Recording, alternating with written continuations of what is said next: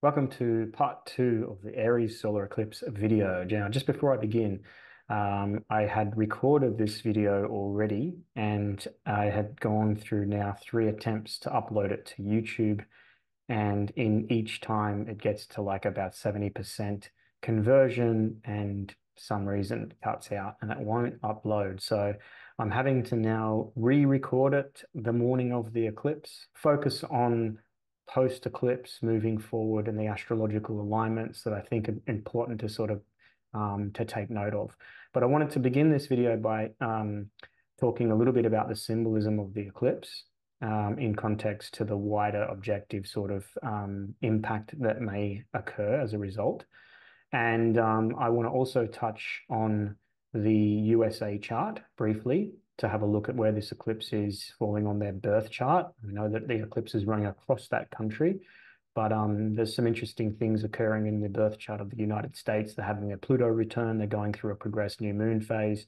There's a lot of dynamic aspects at play in the US at the moment. So, and then finally, I want to move looking at the eclipse as a birth chart and then moving forward at some key dates, which I think are pretty important in relation to the unfoldment of the potential of energy that is signified by the new moon, which is the solar eclipse. So let's get into it.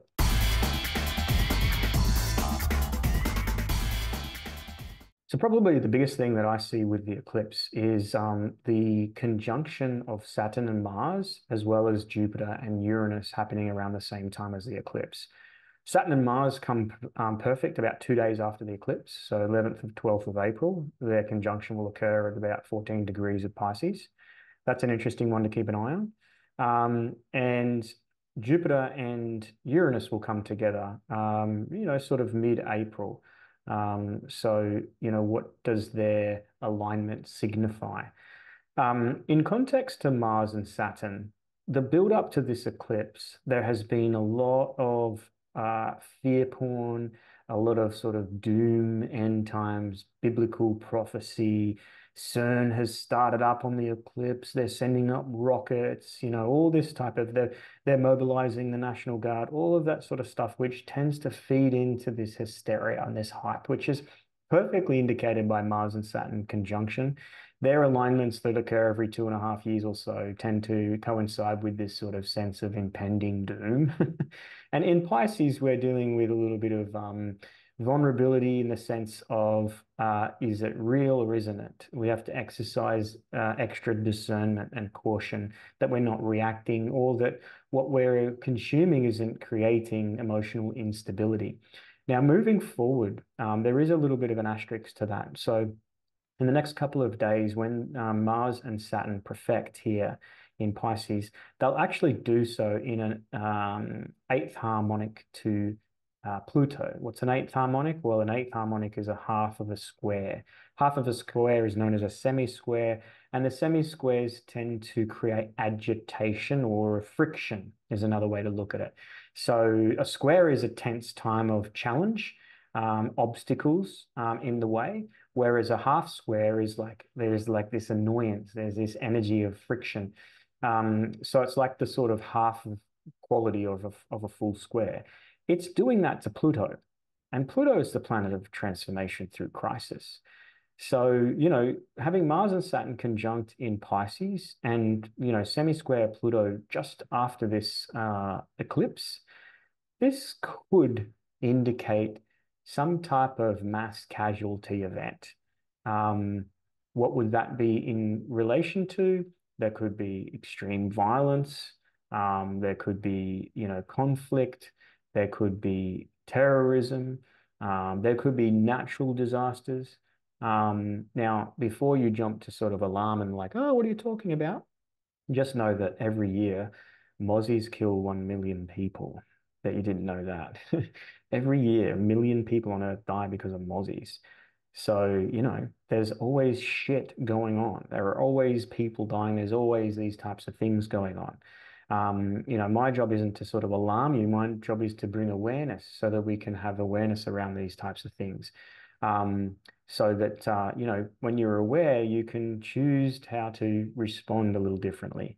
When you're aware of the type of energetics that are at play, and let's say certain things are occurring, and we're told that there should be a certain response, or what that natural impulsive response is.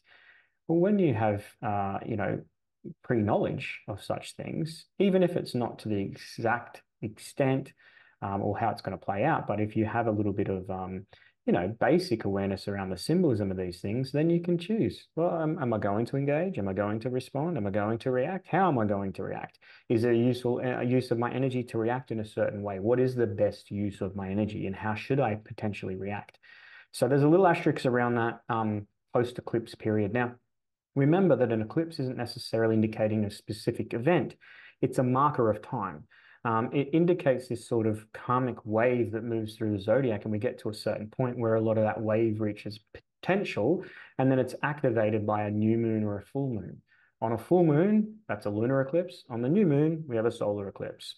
So new moons tend to indicate or initiate new beginnings, new cycles, new sort of initiation of a new developmental cycle or something new coming to life.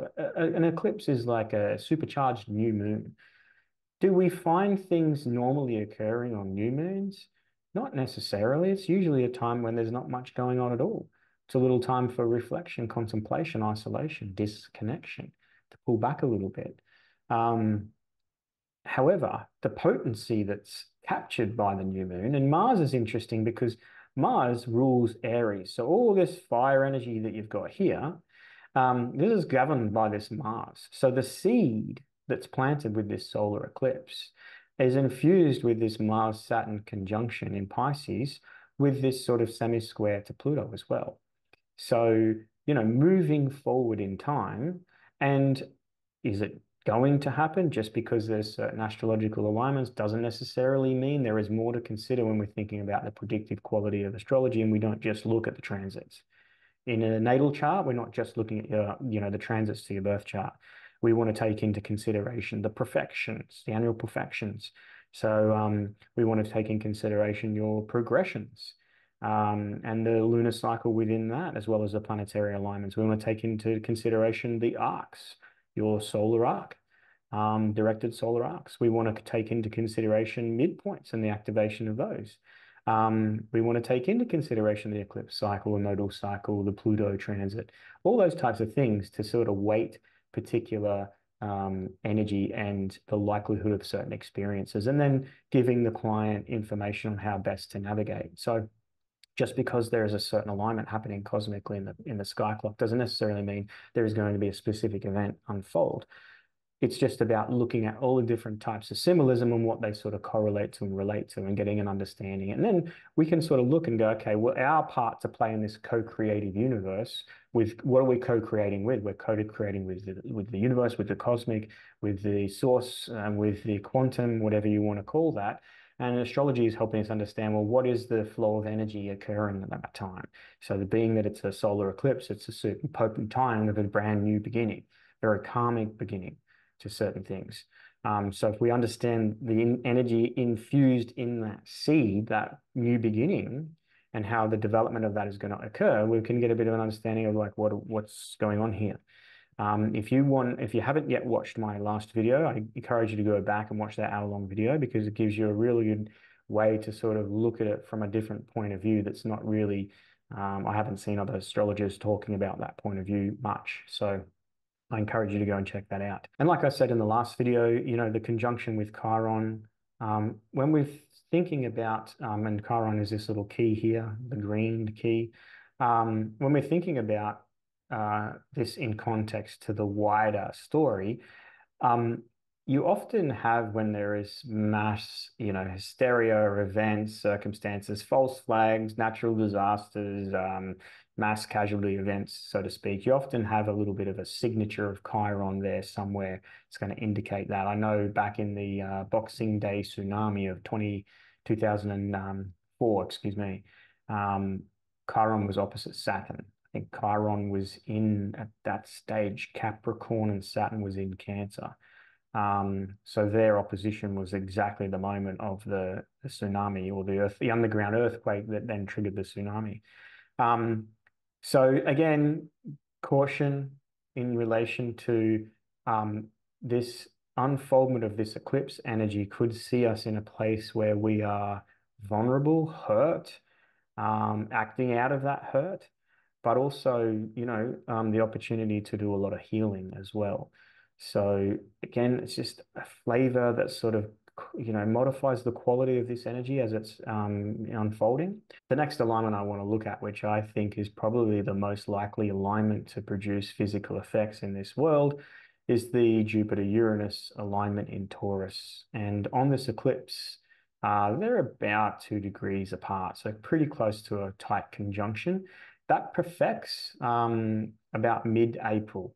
So that'll be Jupiter moving into an alignment, an exact conjunction. So shortly when we take a look at the post-eclipse transits in relation to this, birth chart of this solar eclipse, interesting to look at some of the activations of this conjunction as possible times when we might see huge Jupiterian sudden changes to Taurus Earth.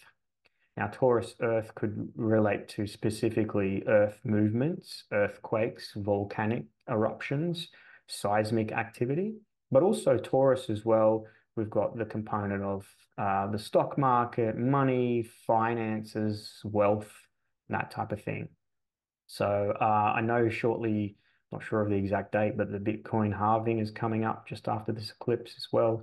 So that might coincide with that specifically. We might see some really massive movement, unexpected in a huge way of the Bitcoin sort of valuing. Jupiter and Uranus. So Uranus brings sudden change. The change that Uranus brings is to shift us out of a stuck pattern of reality, of life, of behavior, of stagnation.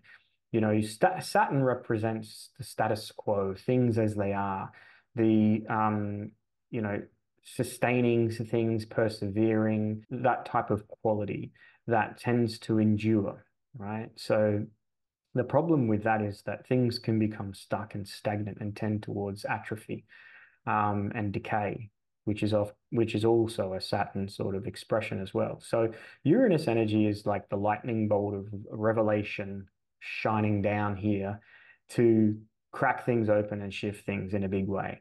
And it does so suddenly and unpredictable. It's quite rebellious or revolutionary in its expression. And then we have Jupiter sitting beside Uranus, and Jupiter is the planet that amplifies things and makes things bigger. Whatever Jupiter does, it does it 10 times bigger.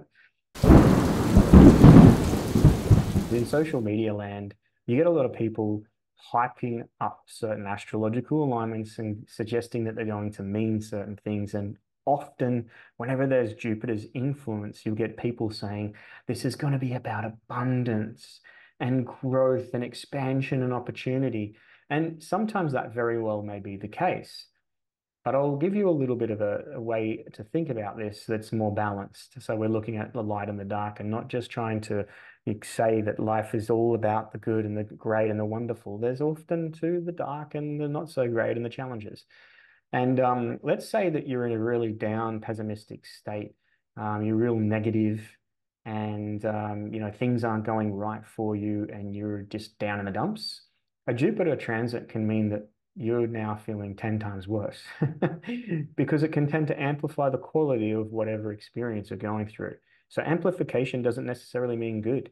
Sometimes when you're in a situation and you're in flow and things are going really well and you're exercising a lot of gratitude in your life and you get a Jupiter transit, you get more of the things to be grateful for. Absolutely. Expansion, growth, wealth, abundance, opportunity, all those things are wonderful. But if we're in a really shit frequency and we're not feeling great and the world's shit and nothing's going right and we get a Jupiter transit, we can expect that to be amplified. So it can make things 10 times worse. So it's not always roses and lollipops with Jupiter and Venus. Sometimes it can be quite the opposite.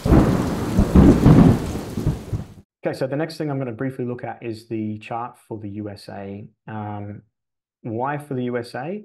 For very good reason, because the eclipse is running across the USA. However, this eclipse is part of this sort of 7-year period of time. There was an eclipse happening in 2017. 3.5 years later, on the winter solstice, Saturnalia, there was a grand conjunction of Jupiter and Saturn at 0 degrees of Aquarius, which is often like an eclipse, Jupiter and Saturn. You would have sort of Jupiter eclipsing Saturn in a way, but happening in Aquarius on Saturnalia, right? The winter solstice in a Saturn-ruled sign, definitely a little bit of a shift of those in power. And this power structure and power shift we're watching play out. We're seeing the ultimate corruption of power from those in positions of elected and unelected positions of power. And we're seeing that all come to light through this period of time. So this eclipse now, 3.5 years later after the grand conjunction, it sort of encapsulates that time period. So I would expect as we're moving forward now, a lot of action to be expressed or playing out in relation to a lot of the corrupted power and exactly who did what and how they did it, especially in context to what we're going through in 2020. So the fact that the first eclipse ran across the USA, the grand conjunction happening with this sort of power play and this shift of, the old sort of way, the toxic patriarchal way, as well as the power from shadow aspects of the shadow government, and shadow corp and shadow everything. And now this sort of transitional phase. And it's been difficult for those with the knowledge and awareness to see because it's still playing out, or so it appears. So this eclipse is definitely an interesting sort of bookend to that period of time that encapsulates that period of time. So the USA, we're going to touch briefly on their chart. I have done a full breakdown of the USA's birth chart. I did it last year on July 4th. So I'm going to put the link to that video in the comments below. If you're interested in the full breakdown and analysis of the USA's birth chart, go back and watch that video. So when I take the secondary progressions into consideration with the US, there's some interesting things occurring. They are literally going through a progressed new moon phase. When a person goes through a progressed new moon phase, and I'll just indicate that for you now with my little magic marker. So here is the progressed new moon. If you're unsure what a progression is, I'm going to add a little section here for you to understand what that might be. So what is a secondary progression? Well, the birth chart is a snapshot of the sky at the moment of your birth, a static snapshot that holds the potential of the unfoldment of your soul's journey through this lifetime. How do we, though, then take that potential and evolve it through time and space? Because you were born, you went through a certain set of experiences in your childhood that shaped you into adolescence. Those experiences shaped you into becoming this version of an adult that you are now. So as you've gone through life experience, you've changed and evolved through that experience. Your birth chart also goes through the same evolutionary change. And our ancestors, thousands of years ago, or at least hundreds, worked out how to progress a chart from the static potential captured at the moment of birth to the real time here and now. And the way to do that is through a secondary progression. So what we do is we take the birth chart and we move it forward in time, except for every day after birth is equal to 1 year of life. So it falls under the day for the year symbology. And I won't go into the reasons why they use that, but you can check out some of my other videos that explain how within 1 day we have the whole cycle of a year playing out. So we progress the birth chart for 1 day after every year. So if you were 34 years of age, to look at your progress chart, we would look at your birth chart 34 days after you were born. If you were 80, we would move to 80 days after you were born, and we would look at the sky at that point because it holds the unfoldment of that potential, helps us understand the themes and the cycles that you may be going through, or in this case, a country could be going through. So they're going through their progressed moon. When a person goes through their progressed moon, they tend to go through a 2 to 3 year period of their life where the lights get turned off. And the direction in life can seem a little bit vague or uncertain. And people can go through this phase of feeling a little bit lost because one whole 30-year cycle of life is really energetically, symbolically ending, and you're about to begin a whole new, brand new cycle. But you're in a new moon phase of this cycle. And the new moon phase is a phase where there is no moon. Literally, we lose the moon in the sky. So things go a little dark and we can't see. And we might lose desire for what we have um, based on a shift of this energy moving us towards a new sort of phase of development. So we can get a little lost and disorientated when that occurs. The key to that period is a reevaluation, contemplation, reflection, and reevaluate your life. And the new moon is the perfect opportunity. The progressed new moon phase is a perfect opportunity to reevaluate. Is the USA going through a reevaluation? The way that they've been run politically has definitely need for a massive reevaluation because it creates so much polarization. There is, how is there ever going to be any reconciliation and unification with regards to the current political system, with the dichotomy that they have? There's a lot of civil instability. There's a lot of economic instability. They're losing their power as the reserve currency. There are so many things going on. The cracks are really appearing in the ideology of the USA. So they're at a really sensitive phase of, a turning point, so to speak. So Mercury is interesting. Mercury is about communication. It's the message, it's the information. And, the ideas, the ideals as well of the people and information as a general. So what's the story being told? What's the narrative? Mercury is quincunx to Neptune. So this is a little bit like the veil being removed and the rose-colored glasses slipping down and starting to see things for what they really are. You've been caught up in a little bit of la la land, dreamland. And now with Mercury and quincunx Neptune, it's like, well, the reality is a lot different than what the ideology or the fantasy that's been sold. Um, so that's an interesting progression going on. Mercury is also in trine to Mars here in the seventh house, Mars. So there is this level of reactiveness, conflict, simmering just below the surface. Certainly is, it would appear that way from the outside looking in. Again, I don't live in the USA, so if you've got clients, people are watching this video that want to put their point of view in the comments below, I'd really appreciate that. I know my community would as well, to give us your take on what things are like. But the media that we get, whether it's social media from people within the States or whether it's mainstream media, is a lot like there's a lot of instability in a lot of different areas. So that tends to be a little bit like below the surface, a little bit like the water is boiling, so to speak. The other thing that's interesting is Mars in this progress chart. And Mars has moved into, or moving back into, should I say, via retrograde in the 10th house. The 10th house of a chart of a country rules over the ruling government, the government in general.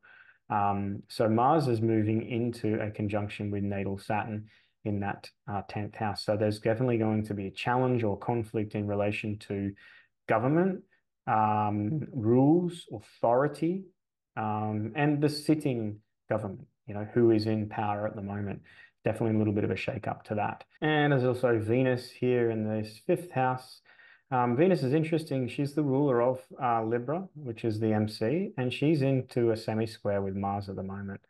So again, there is friction in relation to not only the government, but also from Venus's perspective in Taurus as well, is the finance system, the finance situation in general. And there's a lot of like instability, a lot of change occurring in context to that, and a lot of conflict and aggression and angry and pissed off. And with the fact of the way the monetary system is being run, the government system, the banking systems. So there's a lot of tension at the moment there as well. So this is just giving you an indication of some of the dynamics at play. So now if we add the eclipse into the USA chart, I've taken away the other solar arcs as well as the secondary progressions. We're just only a few hours away or after post-eclipse at the moment. So I know already when this goes to air, those in the USA would have seen the black sun. So I've already seen a few videos on that. It's quite impressive. But the eclipse is in the fourth house. Fourth house is an angular house. So fourth house relates to the homeland. It hits to the very core of the person or the country in that state. Chiron is at 19 degrees. The eclipse is at 19 degrees. Chiron is returning. So they're having a Chiron return, which happens every 50 years. So it's a real significant point. And we have the potential for a wound to be activated, a really core wound. And how that then impacts on the way that people will choose or not choose to react or respond to certain things that are occurring, we could be looking at civil unrest to a degree. The nodal sort of degree has the south node sitting on Saturn. Again, authority, government, rules. So the South Node sort of like, there is this component here to like, okay, we'll look over the last 18, 19 years and look at the ruling class and the government. And do you like what you see? What's coming to light is a lot of the corruption, a lot of the ways in which there's been a lot of coercion and manipulation and self-serving for those elected and unelected people. And then on the eclipse, you've got the Saturn-Mars conjunction. It's two things. It's square to the ascendant and descendant. Again, so that really impacts the USA, the people, but also the way that the world sees them and how we perceive them. So their relations, their foreign relations, which would be this seventh house here. Um, in that third house, are we looking at potential Mars Saturn qualities of attacks on communications, transportations, navigations? Look back to the Baltimore Bridge.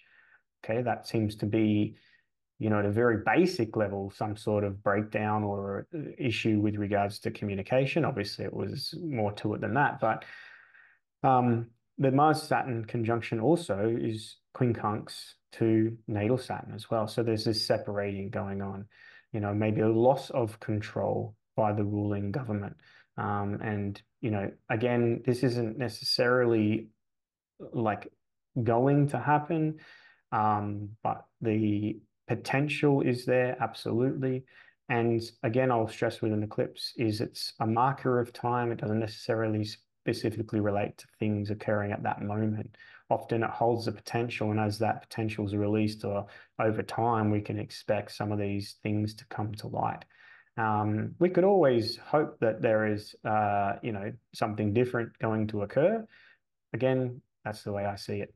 That's the USA chart. What I'm going to finish on with now. And there's more, of course, there's more, but we're trying to keep this brief because I've had to re-record this. So, okay, so we're going to take a look now at the eclipse chart, and I'm going to move forward with some specific dates to sort of be mindful of as this eclipse unfolds. Now, this is not in context to anything personal going on for you. This is in context to just the big picture stuff. So initially, what I want to look at quickly is within a day or two, the perfection of the Mars-Saturn conjunction. So, and again, I've mentioned this a little earlier. So there's Mars and Saturn coming to their alignment, and they're doing so with this sort of semi-square to Pluto. So the date for that is the 11th, 12th of April. And the interesting thing around that time is we have the moon in conjunction with Uranus, Jupiter. Not only is it in conjunction with Uranus and Jupiter transiting, but also to the natal chart of the eclipse. In other words, the birth chart of the eclipse. So look at the eclipse as holding the potential. And as we move forward, that potential gets activated by the transiting planets that activate those certain points within that birth chart, if that makes sense. So yeah, the moon is often an indicator for things to occur. In actual fact, for things to happen and manifest physically, everything comes through the moon. That's a very occult sort of known, perspective that everything occurs through the moon. What is the moon representative of? The astral plane. So if something's going to manifest here for us to experience as a physical reality, it has to first occur in the astral. So that's where the keys to manifestation are, is to be able to create within the astral and then to create the charge that brings that astral experience or reality into the physical. So the moon is the symbol of the astral because the moon represents dreams, and that's where we go when we dream, right? Um, so that's an interesting, straight after this eclipse, a date just to be mindful of. Absolutely, a date to be mindful of. Moving forward from there, the interesting thing is if I just track the moon, when I was doing a little bit of research into this, I looked up September 11, Fukushima, and Boxing Day tsunami. So those big three events that have happened over the last sort of 20 years. In every one of those, the moon was in Gemini. And I was like, that is really coincidental. Why is the moon in Gemini? What is this about Gemini? So the moon in Gemini is interesting because Mercury is retrograde. So, the moon's sort of taking this information or like its orders, if you like, from a retrograding Mercury, that Mercury is going to be here close to a conjunction with Chiron and the eclipse degree, right? Moving into that point. So just watch the moon through Gemini. It might mean personally that we've got a lot of miscommunication issues with navigation and transportation, the road and that post eclipse, if you're traveling, and this is going to be this weekend, this is the end of school holidays for a lot of people here in Australia. So if you're watching this and you're planning on traveling that weekend, my advice is like absolutely plan for a contingency, take extra, get up earlier. Even if you're sitting around at your airport or wherever station you're at and you've got to sit there for an hour or two longer, better to be safe than sorry. We're in eclipse period of time. This post-eclipse period tends to be very volatile. As Mercury's retrograding in this sort of Aries sign, moving back over Chiron in the eclipse degree, and Moon's going through Gemini, shit might just not work as normally as we might expect it, especially when it comes to communications and navigation. So, is there going to be issues with planes, issues with trains and buses and cars and roads and all that? Yeah, I would say that we're most likely going to have some like shit going on around that time. But if we zoom forward and keep an eye on that moon as we move through here, I'm interested in the moon getting into Virgo. Interesting thing as well that I've found a lot with regards to the moon is that Capricorn, Taurus, and Virgo are the earth signs. And quite often, when there is seismic activity, you'll see moon in Virgo, moon in Taurus, moon in Capricorn, because that's the earth element, right? So, mutable earth, Virgo. What I found interesting about the moon's transit into Virgo is it happens at the same time as Jupiter and Uranus come into perfect with their conjunction. And interestingly, Jupiter is reaching the degree on that day, which is the 19th of April. Jupiter is reaching the degree of Uranus in the eclipse chart. Okay, so let me just show you here.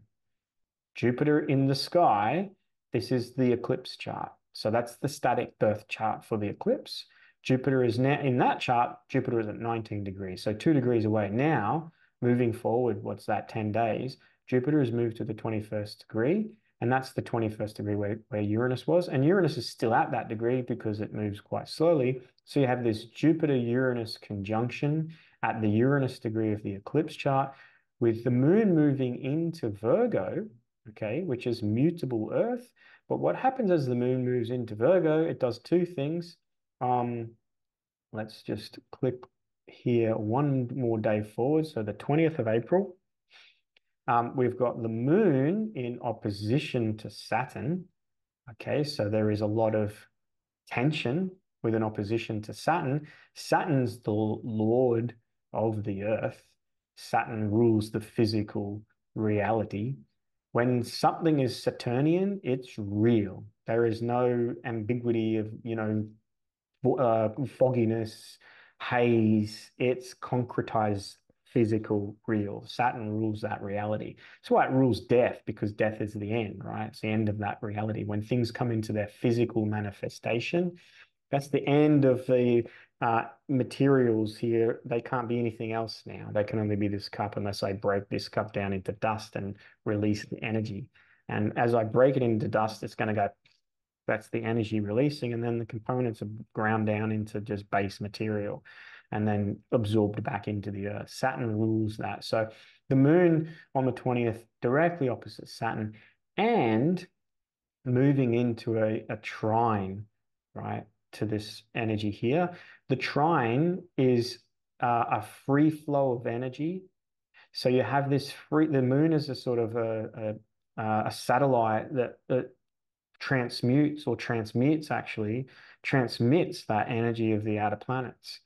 And the moon moving into Virgo in opposition to Saturn while it's trining this conjunction, the 19th, 20th of April, I wouldn't be surprised if we could expect some pretty profound seismic activity. I would be very surprised if we get through that period with the moon in Virgo and there hasn't been some sort of like big seismic activity. Where, like, I don't know. I don't know. But you know, you can go and check the astrocartography charts if you'd like, and you can look up, where this alignment is occurring on the Earth, and you might get a bit of an understanding. The eclipse ran through the USA, so there's that. It was into the Pacific Ocean, across Mexico, and into the USA, up through Canada. So there's a lot broad area where this potency might be happening, as well as we want to check where the Jupiter Uranus sort of crosses the Earth as well, their energy. So yes, definitely a big asterisk beside that time. And then moving forward from then, and I'm going to wrap this video up shortly, is the full moon that occurs after the eclipse. What happens at a full moon? At a full moon, there is a big release of energy, right? Things coming from into light, into conscious light, conscious awareness. This moon, the sun will be in Taurus. So again, that's the same sign as where Jupiter and Uranus are. There's the moon in opposition in Scorpio, so in its fall. So this is a water sign. So this could bring the quality of actually seismic activity that might be impacting the water, and we might have tsunami energy. And the interesting thing of this full moon is it squares Pluto.